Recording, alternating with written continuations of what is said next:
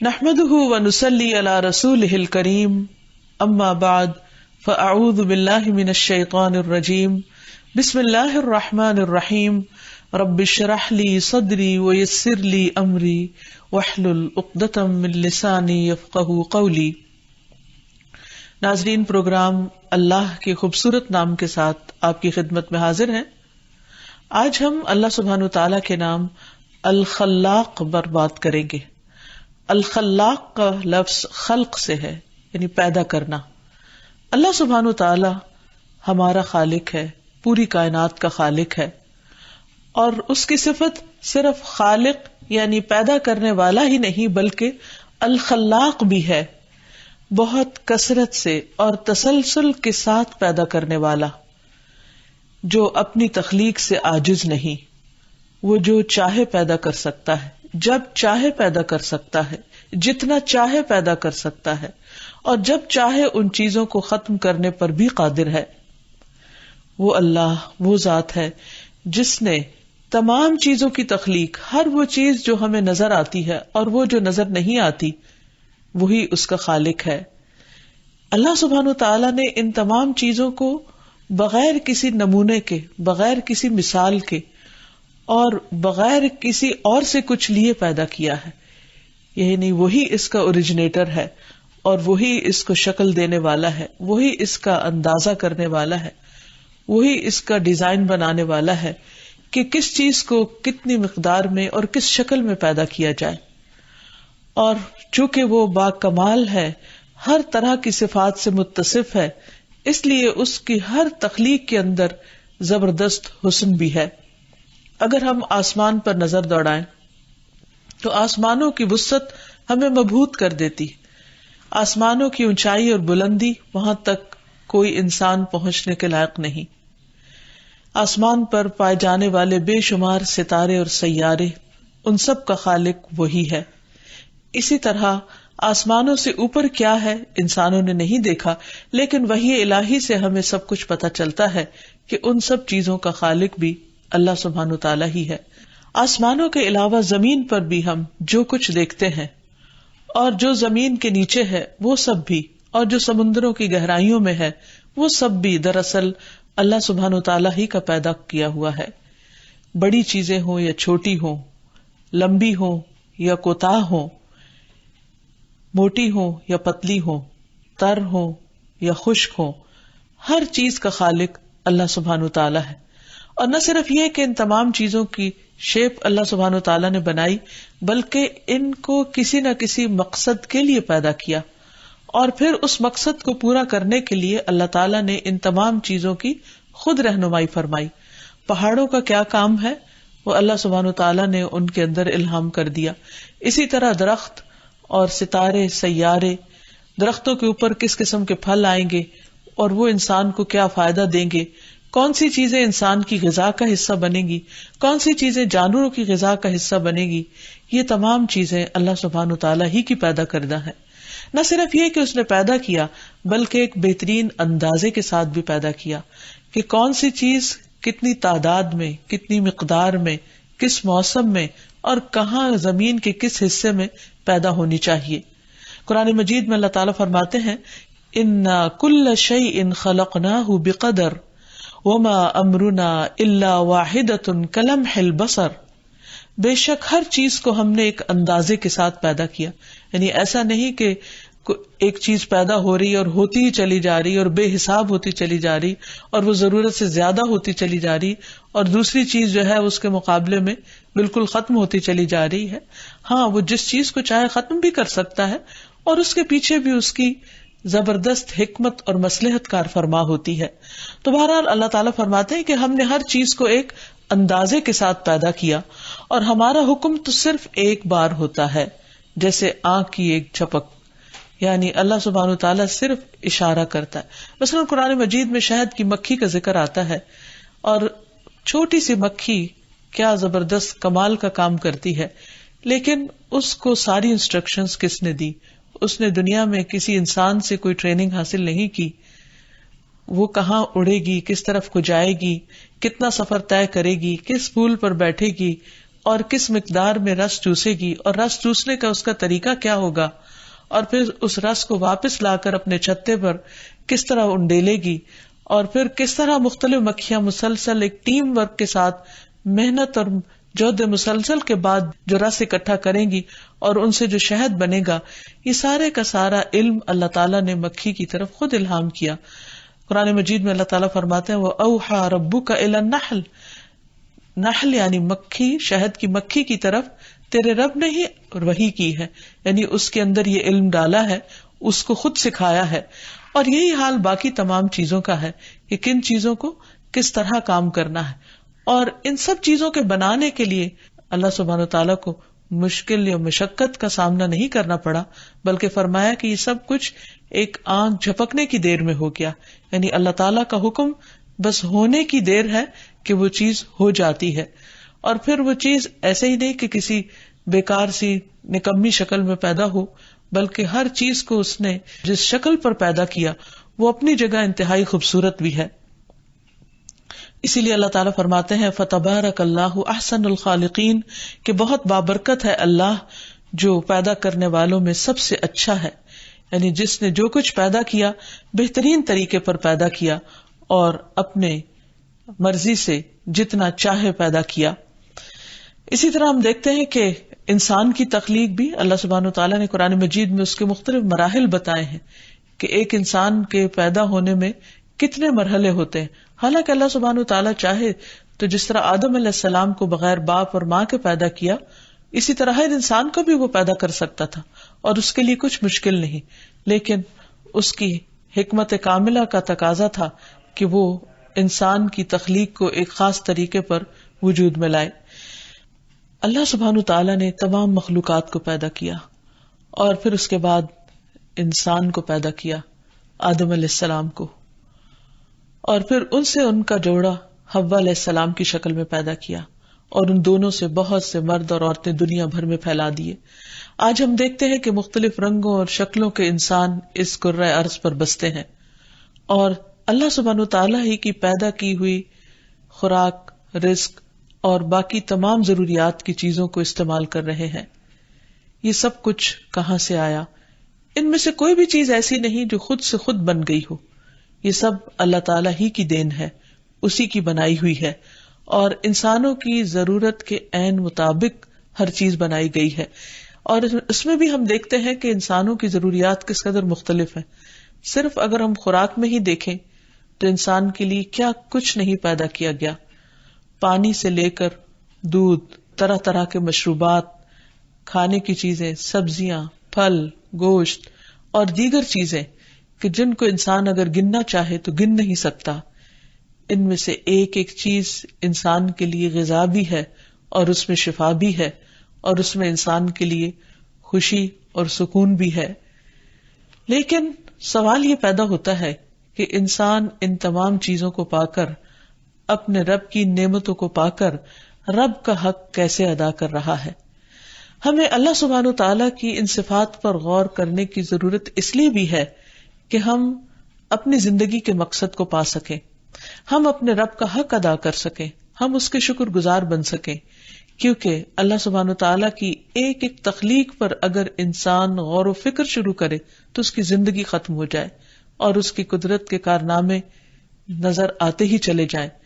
لیکن عجب بات ہے کہ انسان اللہ سبحانہ تعالیٰ کے ان تمام چیزوں کو دیکھتا بھی ہے، کھانے والی چیزوں کو کھاتا بھی ہے، دیگر استعمال کی چیزوں کو استعمال بھی کرتا ہے، لیکن خالق کو نہیں پہچانتا، پیدا کرنے والے کو بھول جاتا ہے، بنانے والے کو بھول جاتا ہے. تو حقیقت یہ ہے کہ انسان کی عظمت اسی میں ہے کہ وہ اپنے پیدا کرنے والے اور پھر پیدا کرنے کے بعد زندہ رہنے کے لیے ہر طرح ساز و سامان پیدا کرنے والے کا شکر گزار ہو کر زندگی بسر کرے. اسی میں انسان کی نجات ہے. پھر آپ دیکھیے کہ صرف کھانے پینے کے سامان ہی پیدا نہیں کیے گئے بلکہ انسان کی سواری کے لیے کیا کچھ اللہ نے نہیں بنایا. اللہ تعالیٰ سورۃ النحل میں فرماتے ہیں وَالْخَيْلَ وَالْبِغَالَ وَالْحَمِيرَ لِتَرْكَبُوهَا وَزِينَةً وَيَخْلُقُ مَا لَا تَعْلَمُونَ، اور گھوڑے اور خچر اور گدھے تاکہ تم ان پر سوار ہو، اور زینت کے لیے، یعنی صرف انسان کی سواری کے لیے نہیں، خوبصورتی کے لیے بھی. اس میں بیوٹی کا ایلیمنٹ بھی ہے جو کہ خود انسان کے لیے خوشی کا باعث ہے، اور وہ پیدا کرے گا جو تم جانتے نہیں ہو.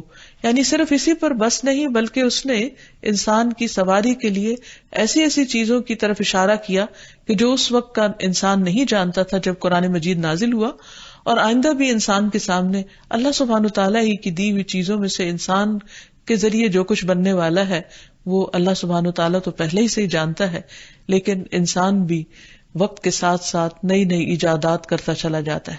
بعض اوقات ہم دیکھتے ہیں کہ کچھ چیزیں ہم ان کو اللہ تعالیٰ کی طرف منسوب نہیں کرتے، انسان کی طرف منسوب کر دیتے ہیں. لیکن اگر انسان غور کرے کہ جو بھی ہماری آنکھیں دیکھتی ہیں ان میں سے جو کچھ بھی ہمیں نظر آتا ہے وہ انسان کا ڈھالا ہوا ضرور ہے، لیکن بنانے والا دراصل اللہ ہے. انسان ان چیزوں کا خالق نہیں ہے، وہ ان چیزوں کو جوڑ کر ان چیزوں سے مختلف طرح کے نئی نئی چیزیں بناتا چلا جا رہا ہے، لیکن اصل میں تو خالق اللہ ہے. مثلا انسان اگر ایک کارخانہ لگاتا ہے، مشینری بناتا ہے، تو اس میں استعمال ہونے والا لوہا کہاں سے آتا ہے؟ وہ اللہ سبحانہ تعالیٰ نے زمین پر اتارا انسان کے لیے. حتیٰ کہ سائنٹیفکلی یہ بات اب پروون کہ لوہا زمین پر پیدا نہیں ہوا بلکہ اسے کسی اور پلانٹ سے اتارا گیا ہے، اور قرآن مجید میں بھی اس کا ذکر ہے. اسی طرح باقی چیزیں بھی جن کو انسان استعمال کرتا ہے کسی ایک مشینری کے بنانے میں بھی اور پھر اس مشین کے چلانے میں بھی، ان تمام ریسورسز کا خالق اللہ سبحانہ و تعالیٰ ہی ہے. وہ تمام چیزیں اسی کی بنائی ہوئی، حتیٰ کہ وہ عقل جو انسان استعمال کرتا ہے ان تمام چیزوں کے بنانے میں وہ بھی اللہ تعالیٰ ہی کی دی ہوئی ہے. پھر انسان کے علاوہ اللہ تعالیٰ نے دیگر مخلوقات بھی پیدا کی، جیسے فرشتے جن کا ذکر قرآن مجید میں ملتا ہے. اللہ تعالیٰ فرماتے ہیں الحمدللہ فاطر السماوات والارض جاعل الملائکۃ رسلا اولی اجنحۃ مثنی وثلاث ورباع یزید فی الخلق ما یشاء ان اللہ علی کل شیء قدیر.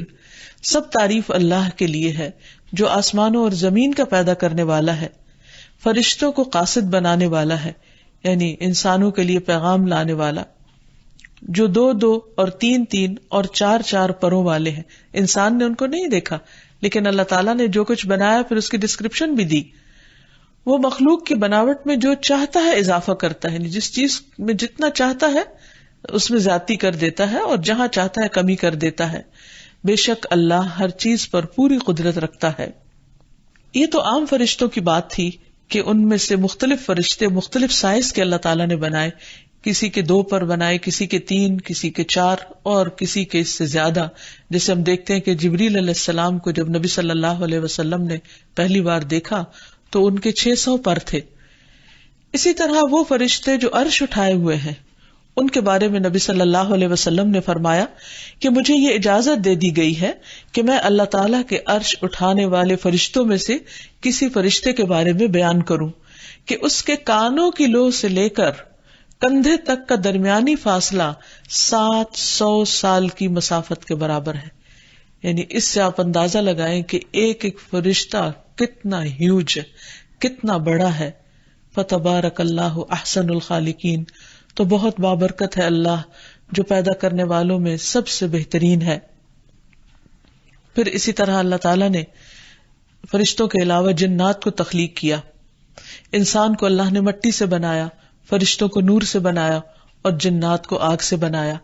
یہ اس کی اپنی حکمت اور قدرت کا مظہر ہے. وہ جیسے چاہے جس چیز سے چاہے پیدا فرمائے. آسمانوں کی تخلیق کے بارے میں اللہ تعالیٰ فرماتے ہیں خلق السماوات بغیر عمد ترونها والقى في الارض رواسي ان تميد بكم. اس نے آسمانوں کو ستونوں کے بغیر پیدا کیا. انسان ایک چھوٹی سی چھت بھی بناتا ہے تو اس کے لیے اسے سہارے کی ضرورت ہوتی ہے. آسمان جیسی عظیم الشان چھت جو ایک کنارے سے لے کر دوسرے کنارے تک ہم سب کے اوپر ہے اور جسے کوئی بھی نوٹس کیے بغیر رہ نہیں سکتا، اتنی بڑی چھت فرمایا کہ اسے سہاروں کے بغیر پیدا کیا گیا. پھر دوسری طرف زمین، تو زمین کو کس طرح اس نے انسان کے رہنے کے قابل بنایا کہ فرمایا اور زمین میں پہاڑ رکھ دیے تاکہ وہ تمہیں ہلا نہ دے. اب زمین مسلسل گردش میں ہے لیکن ہم اس پر چلتے ہیں، کھاتے ہیں، پیتے ہیں، سوتے ہیں، جاگتے ہیں، زندگی کے تمام کام کاج کرتے ہیں اور پورے سکون کے ساتھ. یہ ایک سیارہ ہے جو ہم سب کو لے کر فضا میں مسلسل گردش کر رہا ہے، لیکن ہم اس کی حرکت کو محسوس بھی نہیں کرتے. پھر اسی طرح فرمایا وَبَثَّ فِيهَا مِن كُلِّ دَابَّةٍ، اور اس میں ہر طرح کے جانور پھیلا دیے، یعنی زمین میں چھوٹے سے چھوٹے جانور سے لے کر بڑے سے بڑے جانور تک. ایک طرف انسیکٹس پیدا کیے، کیڑے مکوڑے پیدا کیے، پھر اسی طرح زمین پر رینگنے والے جانور، پھر دوڑنے والے جانور، اور پھر ان میں جسمانی اعتبار سے ہیوج قسم یعنی بہت بڑی جسامت والے جانور. یہ تمام چیزیں اسی کی پیدا کردہ ہیں، اور وہی جانتا ہے کہ اس نے کس جانور کو کس مقصد کے لیے پیدا کیا. اور پھر فرمایا کہ اور ہم نے آسمان سے پانی اتارا، یعنی انسانوں اور جانوروں ان تمام حیوانات کی زندگی کی بقا کے لیے. پھر اس میں ہر طرح کی عمدہ قسم اگائی، یعنی طرح طرح کی نباتات پیدا کی. اگر ہم پودوں کی قسموں پر غور کرنا شروع کریں تو ایک ایک پودے کی مختلف اقسام انسان کو حیرت میں مبتلا کر دیتی ہیں.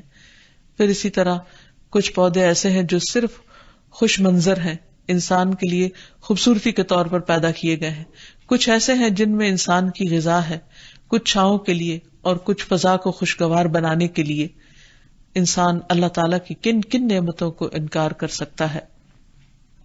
پھر اسی طرح فرمایا کہ ھذا خلق اللہ، یہ ہے اللہ کی تخلیق، یہ ہے اللہ الخلاق کا بنایا ہوا. فَأَرُونِي مَاذَا خَلَقَ الَّذِينَ مِن دُونِهِ، مجھے دکھاؤ تو صحیح کہ اس کے سوا دوسروں نے کیا بنایا. یعنی اللہ سبحانہ وتعالیٰ نے تو یہ سب کچھ پیدا کیا، اوروں نے کیا بنایا. تو پھر اگر خالق وہ ہے اور ان سب چیزوں کو قائم وہ رکھے ہوئے ہے تو تمہیں اسی کی طرف رجوع کرنا چاہیے، اسی کے آگے جھکنا چاہیے، اسی سے اپنی تمام حاجات مانگنی چاہیے، اور اس کے ساتھ کسی اور کو شریک نہیں کرنا چاہیے، کیونکہ جو خالق نہیں وہ انسان کی باقی ضروریات کو کیسے پوری کر سکتا ہے. پھر فرمایا بل الظالمون فی ضلال مبین، بلکہ ظالم لوگ کھلی گمراہی میں مبتلا ہیں. یعنی جو لوگ اللہ سبحانہ تعالیٰ کو اس کا حق نہیں دیتے اور اس کو چھوڑ کر دوسروں کی طرف متوجہ ہوتے ہیں، وہ دراصل خسارے میں ہیں. پھر اسی طرح رات اور دن کے بارے میں بھی اللہ تعالیٰ نے فرمایا کہ بھی اسی کی پیدا کرتی ہے، اسی کی پیدا کردہ ہے. پھر دوسری جگہ اللہ سبحانہ وتعالیٰ نے آسمان و زمین کی پیدائش کے علاوہ کچھ اور چیزوں کی تخلیق کا ذکر کیا ہے. فرمایا ان فی خلق السماوات والارض واختلاف اللیل والنہار والفلک التی تجری فی البحر بما ينفع الناس، بے شک آسمانوں اور زمین کے پیدا کرنے اور رات اور دن کے بدلنے میں اور ان کشتیوں کے جو سمندر میں وہ چیزیں لے کر چلتی ہیں جو لوگوں کو فائدہ دیتی ہیں، اور اس پانی میں جو اللہ نے آسمان سے اتارا ہے، پھر اس کے ساتھ زمین کو اس کی موت کے بعد زندہ کیا، اور اس میں ہر قسم کے جانور پھیلا دیے، اور ہواؤں کے بدلنے میں اور اس بادل میں جو آسمان اور زمین کے درمیان مسخر کیا گیا ہے، ان لوگوں کے لیے یقیناً بہت سی نشانیاں ہیں جو سمجھتے ہیں. یعنی ایک طرف وہ لوگ ہیں جو اللہ سبحانہ وتعالیٰ کی ان تمام چیزوں کو دیکھتے ہوئے اس کو نہیں پہچانتے، اور دوسری طرف غور و فکر کرنے والے لوگ ہیں جو ایک ادنا سے ادنا تخلیق پر بھی جب غور کرتے ہیں تو اپنے رب کو پا لیتے ہیں.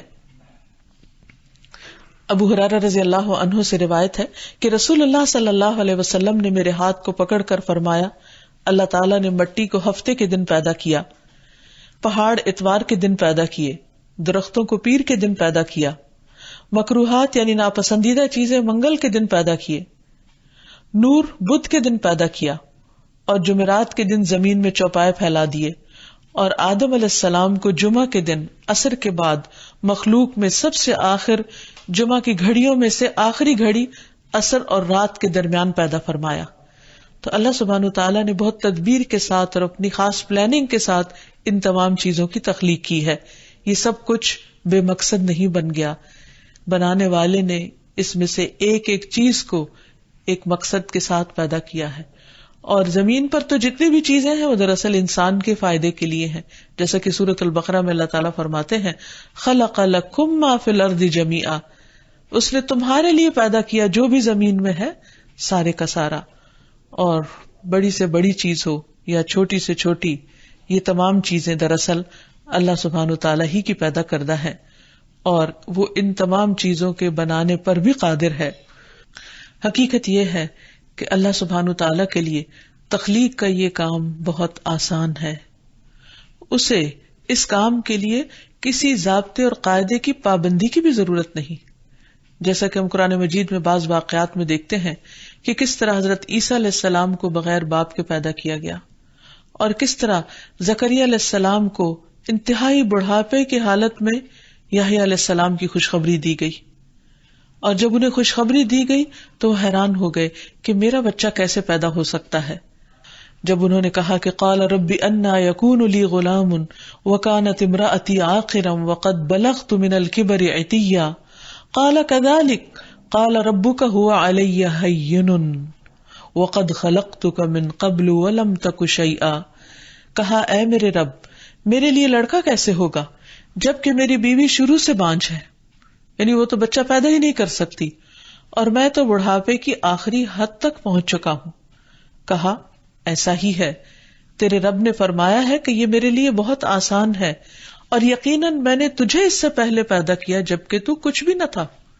اگر ہم سب غور کریں تو ہم سب دنیا میں آنے سے پہلے کہاں تھے؟ ہمارا کیا نام تھا؟ ہمارا کیا وجود تھا؟ ہماری کیا ہستی تھی؟ کیا پہچان تھی؟ کچھ بھی تو نہیں۔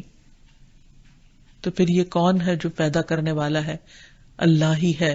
انسان تو آؤٹ آف نتھنگ کوئی چیز پیدا نہیں کر سکتے، لیکن اللہ سبحانہ تعالیٰ کو کچھ بھی بنانے کے لیے کسی قاعدے، ضابطے اور کسی مٹیریل کی ضرورت نہیں، وہ ہر چیز کا پیدا کرنے والا خود ہے، اور یہی اس کا کمال ہے۔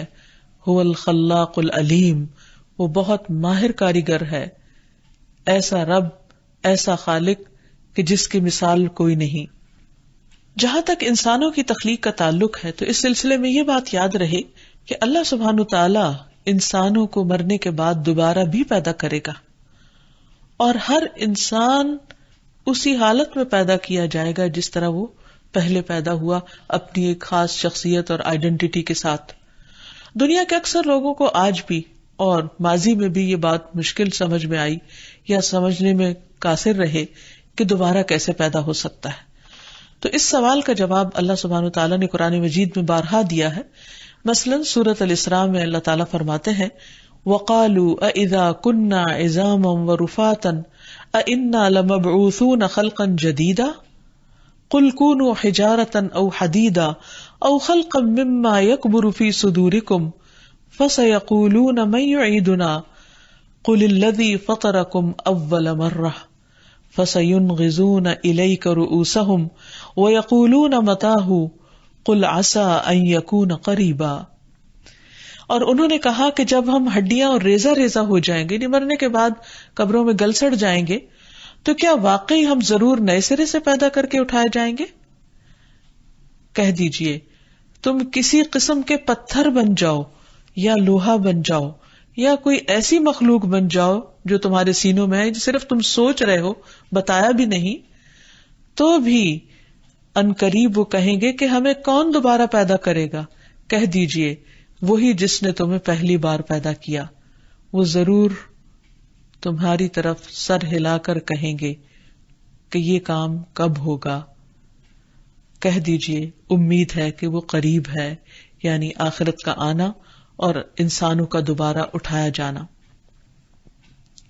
یہاں تک آتا ہے کہ انسان جب دوبارہ اٹھائے جائیں گے تو وہ بے ختنہ پیدا ہوں گے، یعنی ختنے کی حالت میں ان کے جسم کے گوشت کا اگر ایک حصہ ان سے الگ ہو گیا تو دوبارہ اٹھتے وقت وہ حصہ بھی واپس ان کے جسموں کے ساتھ جوڑ دیا جائے گا۔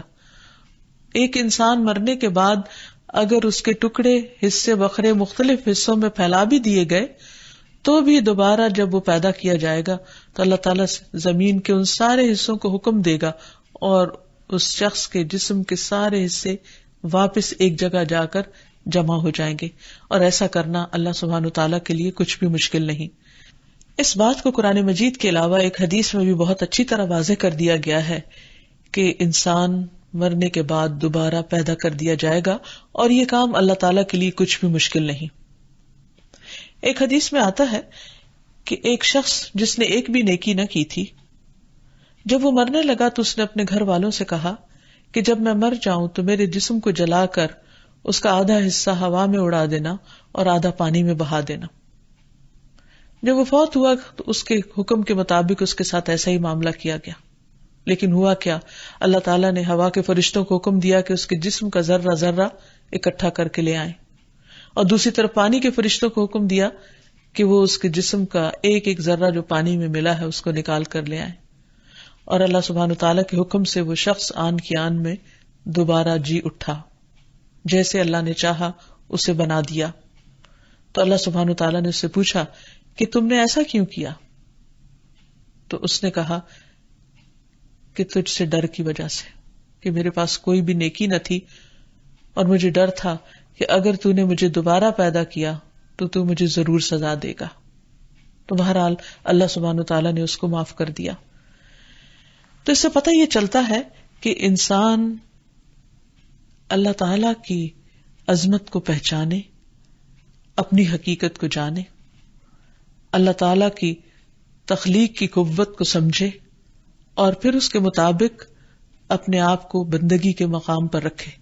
جہاں تک انسان کی تخلیق کا تعلق ہے تو اللہ تعالیٰ نے انسان کو اپنی عبادت کے لیے پیدا کیا ہے۔ اسی وجہ سے ہم دیکھتے ہیں کہ ہمارا جسم باقی مخلوقات کے مقابلے میں بالکل مختلف ہے۔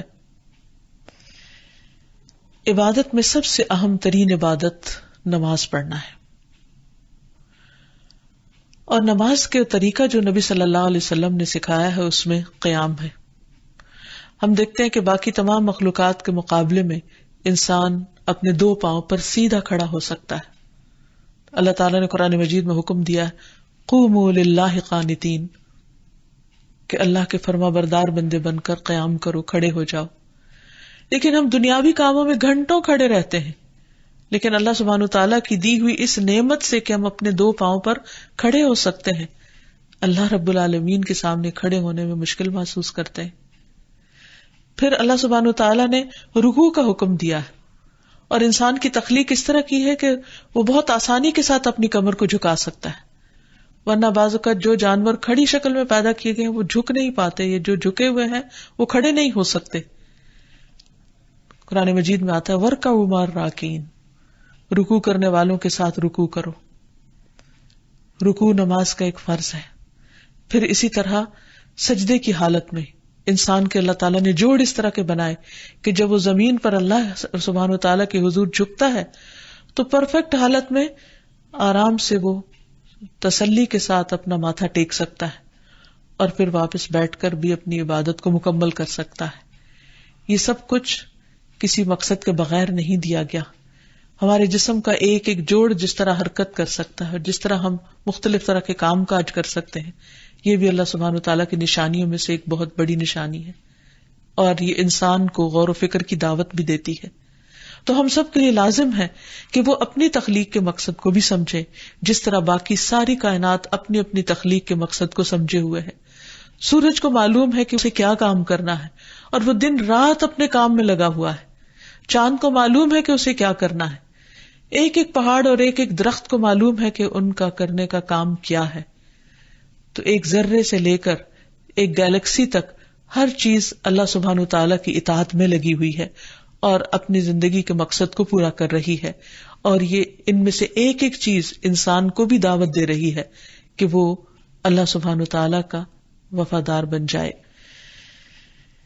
یہی دراصل اس نام کو پڑھنے، سمجھنے اور جاننے کا مقصد ہے کہ انسان الخلاق کی تخلیق کو سمجھتے ہوئے اور پھر اپنی تخلیق پر غور کرتے ہوئے اپنی زندگی کے مقصد کو پالے، کیونکہ بہرحال ہمیں مرنے کے بعد دوبارہ جی اٹھنا ہے اور اپنے رب کے حضور حاضر ہونا ہے، اور جو بھی نعمتیں ہمیں ملی ہیں ہمارے جسم کی شکل میں یا دیگر استعمال کی جتنی بھی چیزیں ہیں، ان سب کے بارے میں پھر حساب بھی ہوگا۔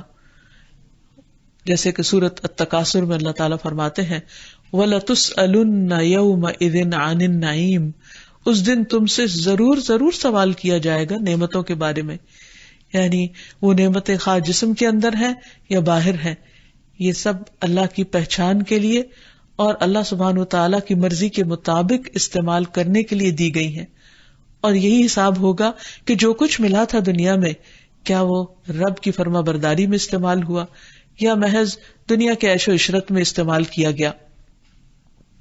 پھر اسی طرح یہ ہے کہ انسان آخرت میں جو کچھ پیش آنے والا ہے اس کی تخلیق پر بھی غور کرے، اس میں خاص طور پر جنت اور جہنم کی تخلیق، اور وہ بھی اللہ سبحانہ وتعالیٰ کی زبردست کمال قدرت کا نمونہ ہے جن کی تفصیلات ہمیں قرآن و حدیث میں ملتی ہیں.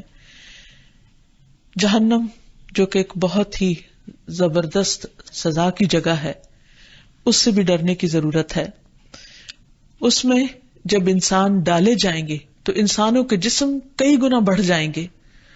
رسول اللہ صلی اللہ علیہ وسلم نے فرمایا کہ قیامت کے دن کافر کی ایک ڈاڑھ احد پہاڑ کے برابر ہوگی اور اس کی کھال کی چوڑائی 70 گز ہوگی، یعنی اتنی موٹی کھال ہوگی، اور دن میں وہ کھال کئی بار جلے گی.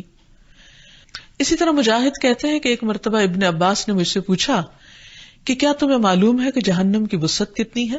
میں نے عرض کیا کہ نہیں. انہوں نے فرمایا اچھا واقعی تمہیں معلوم نہیں؟ سنو، اہل جہنم کے کانوں کی لو سے کندھے کے درمیان 70 سال کا فاصلہ ہوگا. جب منہ کے اندر پائے جانے والا ایک دانت ایک پہاڑ کے برابر ہوگا تو باقی جسم پھر کتنا بڑا ہوگا. اور پھر کھال کی چوڑائی اگر 70 گز ہے تو کتنی شدید سزا کی جگہ اور مقام ہے. اللہ تعالی ہمیں اس سے محفوظ رکھے. دوسری طرف جنت اللہ سبحانہ وتعالیٰ کی رحمت ہے اور اسے انتہائی خوبصورت بنایا گیا ہے. رسول اللہ صلی اللہ علیہ وسلم نے فرمایا اللہ عز و جل نے جنت کی دیوار کا سونے اور چاندی کی اینٹ سے احاطہ کیا ہے، پھر اس میں نہریں کھودی ہیں، اس کے درختوں کو کاشت کیا ہے. بس جب فرشتوں نے اس کے حسن و جمال کی طرف دیکھا تو کہا اے جنت تو کتنی خوش نصیب ہے، تو بادشاہوں کی منزل ہے، یعنی تیرے اندر آنے والے تو بادشاہ ہوں گے. پھر اسی طرح جنت کے اندر بعض بلڈنگز ایسی ہوں گی کہ جو شیشے کی بنی ہوئی ہوں گی، جس سے اندر سے باہر اور باہر سے اندر کی چیزیں نظر آ رہی ہوں گی. پھر اسی طرح جنت میں یاقوت کی سیڑھیاں ہوں گی. ابو ہریرہ سے روایت ہے، کہتے ہیں کہ جنت کی دیوار سونے اور چاندی کی اینٹ سے بنی ہوئی ہے اور اس کی سیڑھیاں یاقوت اور موتیوں کی ہوں گی، اس کی نہروں کی کنکریاں موتی ہوں گی اور اس کی مٹی زعفران ہوگی. اسی طرح نبی صلی اللہ علیہ وسلم نے فرمایا کہ جنتی لوگ اپنے سے بلند کمرے والوں کو، اونچے درجے والوں کو یوں دیکھیں گے جیسے دنیا میں وہ گہرے چمکدار ستارے کو دیکھتے ہیں جو آسمان کے مشرقی یا مغربی کنارے پر بہت دور ہوتا ہے. ان میں سے ایک دوسرے سے افضل ہوگا، یعنی ایک کا گھر دوسرے کے مقابلے میں زیادہ بہترین ہوگا. تو صحابہ نے کہا کہ یا رسول اللہ صلی اللہ علیہ وسلم یہ تو انبیاء کے محل ہوں گے جنہیں ان کے سوا کوئی اور پا نہ سکے گا. آپ نے فرمایا نہیں، اس ذات کی قسم جس کے ہاتھ میں میری جان ہے، یہ ان لوگوں کے لیے ہوں گے جو اللہ تعالیٰ پر ایمان لائے اور انبیاء کی تصدیق کی. یعنی ایک طرف فرما برداروں کے لیے یہ انجام ہے اور دوسری طرف نافرمانوں کے لیے دوسرا انجام. اب چوائس انسان کی ہے کہ وہ اپنے لیے کیا چاہتا ہے، کہ اللہ تعالیٰ کا فرما بردار بن کر دنیا سے جانا چاہتا ہے یا نافرمان بن کر. بہرحال جنت اور جہنم کی زندگی ہمیشہ کی زندگی ہے. تو اللہ سبحانہ تعالیٰ جس نے ان تمام چیزوں کو تخلیق کیا اور پھر انسان کو بنایا اور پھر اس کا انجام بنایا، ضرورت اس بات کی ہے کہ ہم اس رب کے تابعدار اور فرما بردار ہوں، اس کے اطاعت گزار ہوں، اور جس مقصد کے لیے ہمیں پیدا کیا گیا ہے اس مقصد کو پورا کرنے والے ہوں. اللہ تعالیٰ سے دعا ہے کہ وہ ہمیں اپنی تخلیق کے مقصد کو سمجھنے کی توفیق عطا فرمائے اور اپنی تخلیق کی نشانیوں پر غور و فکر کی صلاحیت عطا فرمائے، تاکہ ہم ان چیزوں کی معرفت سے اس کی معرفت تک پہنچ سکیں. وآخر دعوانا ان الحمد للہ رب العالمین.